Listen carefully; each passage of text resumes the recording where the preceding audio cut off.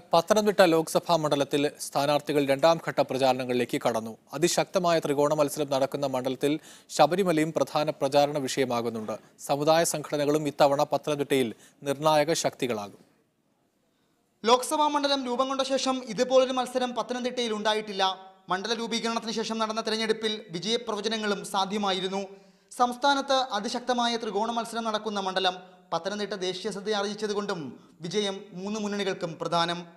തീവ്രമായ പ്രചാരണം നടക്കുമെന്ന് ഉറപ്പ്.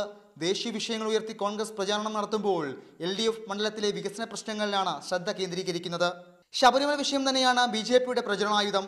മൂന്ന് മുന്നണികൾക്കും അടിയൊഴുക്കുകളും നിർണായകമാകും. ശബരിമല യുവതീ പ്രവേശന വിധിയെ തുടർന്നുണ്ടായ പ്രക്ഷോഭങ്ങളുടെ കേന്ദ്രവും പത്തനംതിട്ടയായ സാഹചര്യത്തിൽ ഈ വിഷയം സംസ്ഥാന രാഷ്ട്രീയത്തിൽ എന്ത് പ്രതികരണമാണ് സൃഷ്ടിച്ചിരിക്കുന്നതെന്നതും പത്തനംതിട്ടയിലെ ജനവിധിയിലൂടെ അറിയാം. കാർഷിക പ്രാധാന്യമാർന്ന മണ്ഡലത്തിൽ ഒട്ടേറെ തീർത്ഥാടന കേന്ദ്രങ്ങൾ ഉൾക്കൊള്ളുന്നുണ്ട്. ന്യൂനപക്ഷ വിഭാഗങ്ങൾക്ക്, പ്രത്യേകിച്ച് ക്രിസ്ത്യൻ വിഭാഗത്തിന് നിർണായക സ്വാധീനമാണ് മണ്ഡലത്തിലുള്ളത്. NSS SNDP വോട്ടുകളും പ്രധാനമാണ്. ശബരിമല വിഷയത്തിൽ ഹിന്ദു വോട്ടുകൾ എവിടെ കേന്ദ്രീകരിക്കപ്പെടുമെന്നതും തെരഞ്ഞെടുപ്പ് വിജയത്തിൽ സ്ഥാനാർത്ഥികൾക്ക് നിർണായകമാവും. 2008-ലെയും 2014-ലെയും തെരഞ്ഞെടുപ്പ് ചിത്രമല്ല ഇത്തവണ പത്തനംതിട്ടയിൽ. ദേശീയ ശ്രദ്ധ നേടിയ മണ്ഡലത്തിൽ ത്രികോണ മത്സരം, അടിയൊഴുക്കുകളും നിർണായകം. പത്തനംതിട്ടയിൽ നിന്നും ക്യാമറ പേഴ്സൺ അദീഷ് MDക്കൊപ്പം അനന്തു രാമേന്ദ്രൻ, മീഡിയ 1.